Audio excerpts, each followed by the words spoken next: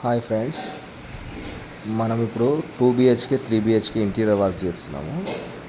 ఒకటి వచ్చేసి మనము శారదా థియేటర్ ఎస్ఆర్ఆర్ ఒకటి చేస్తున్నాము, ప్లస్ ఇంకొకటి మన ఈసీఎల్ కుషాగూడ దగ్గర ఒకటి చేస్తున్నాము.